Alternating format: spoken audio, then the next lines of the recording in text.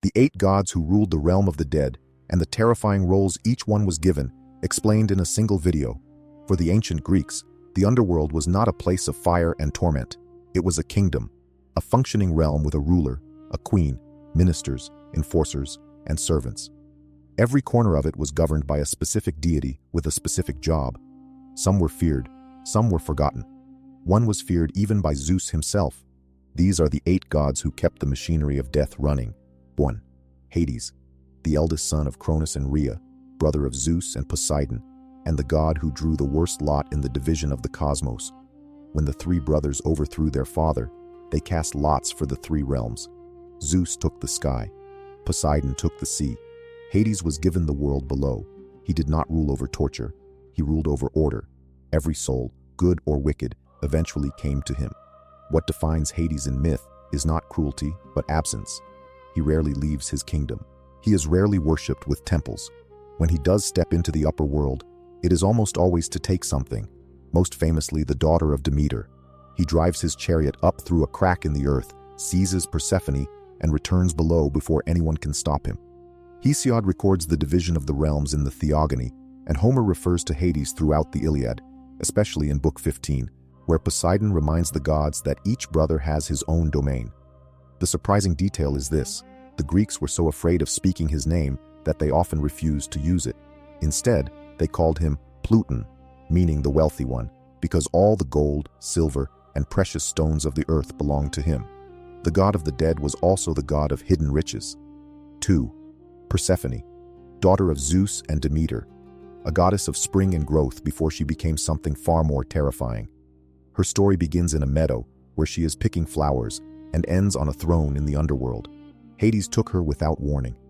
The earth split open, his chariot rose, and she was gone. Demeter, her mother, searched the world for her, and in her grief let every crop die. Humanity began to starve. Zeus was forced to intervene. A deal was struck. Persephone would return to the surface, but only if she had eaten nothing in the underworld. She had eaten. Some sources say 4 seeds of a pomegranate. Some say 6. For each seed, she owed a month below. The primary source for this is the Homeric hymn to Demeter, composed in the 7th century before Christ. Apollodorus retells the story in the Bibliotheca, Book 1. The surprising detail is that Persephone is not a victim in the oldest traditions. In the deeper archaic layers of Greek religion, she was a queen of the dead in her own right, older and more fearsome than her husband. The gentle flower-picking maiden is a later softening of a goddess who once terrified initiates in the Eleusinian mysteries. 3. Thanatos, not a god of dying, the god who is dying, the literal personification of death itself, son of Nyx, the night, and twin brother of Hypnos, sleep. He is the hand that comes when a mortal's time has run out. Hesiod describes him in the Theogony as merciless, with a heart of iron and bronze, hating even the gods. Yet Thanatos is not malicious. He is mechanical. He takes who he is told to take, when he is told to take them. No drama, no ceremony, just the moment the thread of life is cut. The most famous story about Thanatos is his humiliation at the hands of Sisyphus. The cunning king tricked death itself and bound him in chains. For as long as Thanatos remained captive, no one on earth could die. Soldiers fell in battle and stood back up. The old and sick lingered in agony. The natural order collapsed. Ares himself had to free him. This story is preserved in fragments attributed to the poet Pherecydes and referenced in Euripides' Alcestis, where Thanatos appears on stage to claim a queen who offered her life in place of her husband's. The surprising detail is in that play. Thanatos is defeated a second time, this time by Heracles, who wrestles him physically and forces him to release the soul of Alcestis. Death in Greek myth can be beaten, but only by a hero willing to grab him by the throat. 4. Charon, the ferryman, son of Erebus, the primordial darkness, and Nyx, the night. His job is simple and endless. He rows the dead across the river that separates the world of the living from the world below. The Greeks placed a coin, usually an obol, in the mouth of the deceased so the soul could pay Charon for passage. Those who were buried without the fee wandered the near shore for 100 years before they were allowed across. He did not pity them. He did not negotiate. No coin, no crossing. Virgil gives the most vivid portrait of Charon in the Aeneid, Book 6, describing him as a terrible old man with matted gray beard and eyes of flame. Pausanias, in his description of Greece, Book 10, describes a famous painting of the underworld by Polygnotus that showed Charon at his oars. The surprising detail is what happened when Heracles forced Charon to ferry him across while he was still alive, on his way to capture Cerberus. Charon obeyed, because a hero of that rank could compel him, but for breaking the rule, for carrying a living man into the realm of the dead, Charon was punished. He was chained for a full year. Even the ferryman of the dead had a master. If you believe understanding these ancient stories matters, subscribe and hit the bell. It helps YouTube show this to more people who are looking for this kind of content. That said, let's continue. 5. Hecate, a goddess who does not quite fit in the underworld and does not quite fit above it. Daughter of the Titans Perseus and Asteria, she is a survivor of an older generation of gods. Unlike most Titans, she kept her power after the rise of Zeus. Hesiod gives her an extraordinary passage in the Theogony, lines 411 to 452.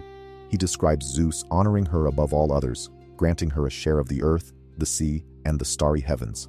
3 domains, a rare and almost unique privilege, but her true territory is the threshold. Hecate rules crossroads, doorways, boundaries, and the moments between one state and another. She is the goddess invoked in witchcraft, in necromancy, in rituals performed at night by torchlight. She is often depicted with 3 faces or 3 bodies, watching 3 directions at once. Her connection to the underworld comes from her role in the abduction of Persephone. In the Homeric hymn to Demeter, it is Hecate who hears the girl's cry and later guides her between the world above and the world below. She becomes Persephone's companion and attendant in the realm of the dead. The surprising detail is that the ancient Greeks believed restless ghosts followed Hecate. When dogs howled at night for no visible reason, it was said they had seen her passing with her retinue of the unquiet dead. Offerings were left at Crossroads on the last day of every month to keep her, and them, at peace. 6. Hypnos, the twin brother of Thanatos, son of Nyx, the god of sleep. In Greek thought, sleep and death were not opposites, they were brothers. They came from the same mother, looked alike, and did similar work. One took you for the night, the other took you forever. Hypnos lives in a cave where the sun never reaches. The river Lethe, the river of forgetfulness, flows through it. Around him lie his sons, the Oneiroi, the dreams, who fly out into the world each night. The most famous story about him is in the Iliad, Book 14. Hera wants to distract Zeus while the Greeks are being slaughtered at Troy. She goes to Hypnos and asks him to put Zeus to sleep. Hypnos refuses at first. He has done this once before, and Zeus nearly destroyed him for it. Only when Hera promises him one of the graces as a wife does he agree. Homer is the primary source. Ovid describes his cave in beautiful detail in the Metamorphoses, Book 11. The surprising detail is what happened the first time Hypnos put Zeus to sleep. Zeus woke up in a rage, and Hypnos fled for his life. He ran to his mother, Nyx, and Zeus, the king of the gods, stopped at the border of Night's domain and did not enter. Even he would not cross her. 7. Nyx, the primordial goddess of night. Not a daughter of the Titans, not a daughter of anyone in the usual sense. Hesiod places her among the very first beings to emerge from chaos itself, alongside Gaia, Tartarus, and Eros. She is older than the gods. She is older than the world as the Greeks understood it. From her came many of the darkest forces in existence: Thanatos, death; Hypnos, sleep; the Moirai, the fates; Nemesis, retribution; the Charis, violent death; Eris, strife. Her children are the things that mortals cannot escape and gods cannot undo. Nyx appears directly in only a few scenes in surviving literature, but her presence is immense. Hesiod describes her in the Theogony. Homer refers to her in the Iliad, Book 14, in the story of Hypnos hiding behind her. The surprising detail is exactly that moment. Zeus, who castrated his father, who threw his grandfather into Tartarus, who ruled every god on Olympus, came to the edge of Nyx's realm in pursuit of Hypnos and turned back. Homer writes that he was afraid to do what would be displeasing to swift night. It is one of the only moments in all of Greek mythology where Zeus chooses not to act, out of fear. Not fear of a weapon, fear of her. 8. The Erinyes, the Furies. 3 sisters: Alecto, the unceasing; Megara, the grudging; Tisiphone, the avenger of murder. They were born, according to Hesiod, from the blood of Uranus when his son Cronus castrated him and the drops fell onto the earth. Their origin is violence, and violence is their purpose. They punish specific crimes: oath-breaking, crimes against parents, the murder of kin, when a son killed his mother, when a guest betrayed his host. When a child cursed his father, the Furies came. They tracked the guilty across land and sea. They could not be outrun, bribed, or persuaded. They drove their victims to madness and death. The greatest literary treatment of the Furies is Aeschylus's Oresteia, especially the third play, the Eumenides. In it, they pursue Orestes for the murder of his mother Clytemnestra. Apollo and Athena intervene, and a trial is held in Athens. The Furies lose the verdict, but they are not banished. They are given a new role and a new home beneath the city. Hesiod also lists them in the Theogony. The surprising detail is in the title of that play. Eumenides means the kindly ones. The Athenians were so afraid of the Furies that they refused to call them by their true name. They renamed them in prayer, in hope of flattering them into mercy. A people who had faced the Persian Empire and the plague at Troy in their stories still would not say Erinyes out loud. 8 gods, 1 kingdom. Look at what the Greeks were saying through these figures. The underworld was not chaos. It was the most ordered place in the cosmos. A king who could not be bribed. A queen who balanced life and death with every season. A ferryman who obeyed the rule of the coin. A personification of death who took without favor. Punishers who could not be escaped. Forces of sleep and night older than the gods themselves.